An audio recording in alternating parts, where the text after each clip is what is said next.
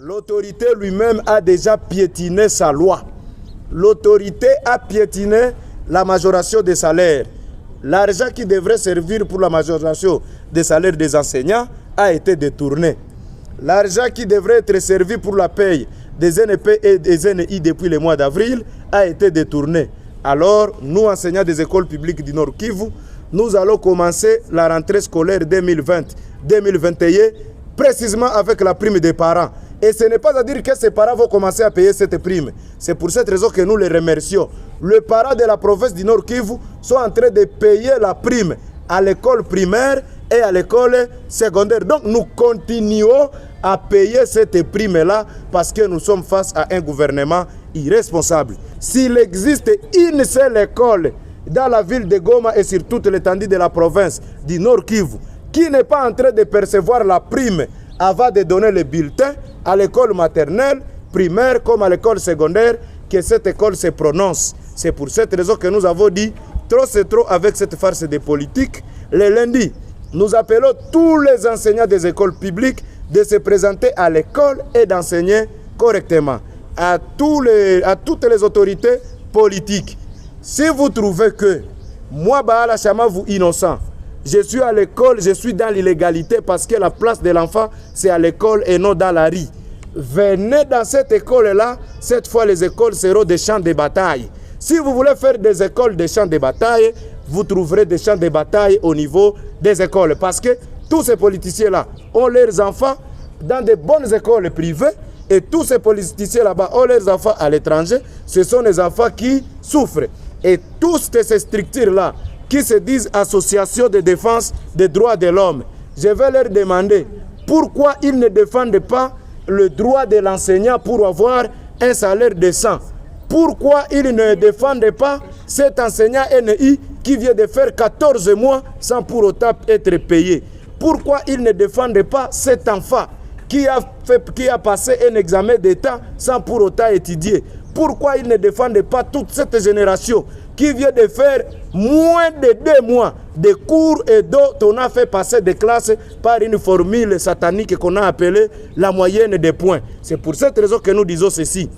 Tous ces gens qui sont là pour initier des lois et en fait de tuer l'éducation dans notre pays, nous ne sommes pas d'accord. C'est pour cette raison que cette circulaire de Willy Bakonga devant la nation congolaise et devant tout le peuple du monde, nous, enseignants responsables, membres de la Fosinate Nord Kivu, nous jetons cette circulaire en bloc et nous disons ça va rester en train de flotter dans l'air comme l'article 36 de la Constitution flotte dans l'air. Cela fait assez que nous ne sommes pas payés, comme le droit de l'enseignant NI flotte dans l'air, comme le droit de ces parents-là, enseignants de l'école primaire, flotte dans l'air. C'est comme ça que cette circulaire aussi, nous faisons flotter ça dans l'air. Et au Nord Kivu, nous ne reconnaissons pas cette circulaire. Si Willy Bakonga veut maintenir une gratuité théorique, dis-lui de venir enseigner dans l'école,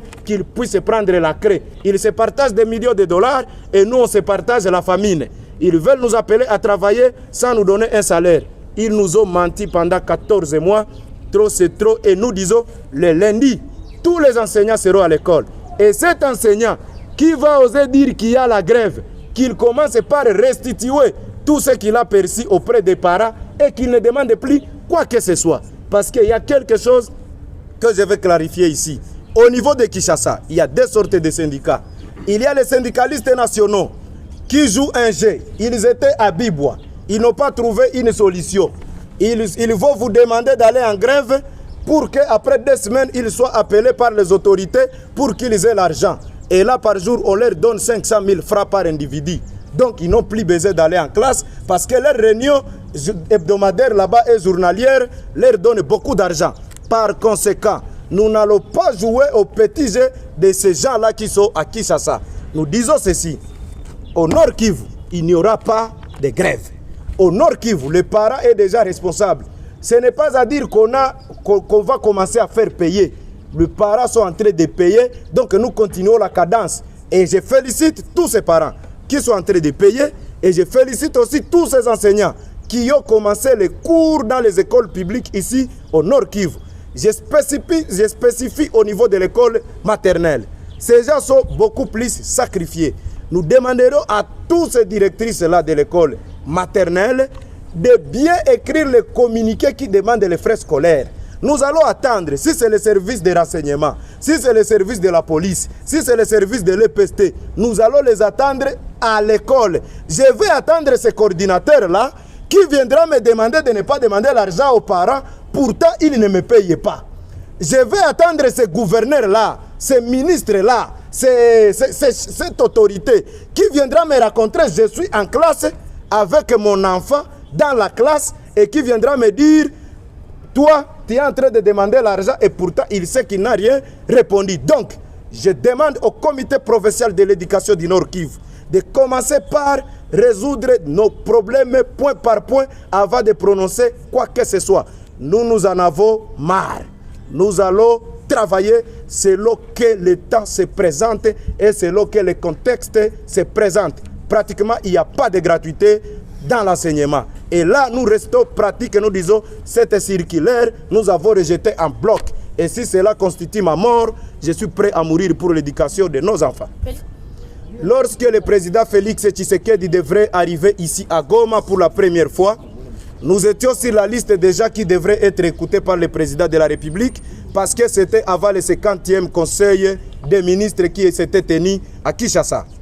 Malheureusement, le président avait interrompu car son calendrier était déjà chargé, ce qui a fait à ce que la question de l'éducation était déjà débattue au cours du 50e conseil des ministres tenu par le président de la République avec tous les ministres. Lorsqu'il est arrivé ici à Goma, c'était à l'improviste et lorsqu'on était parti demander l'audience là-bas, son protocole a été clair.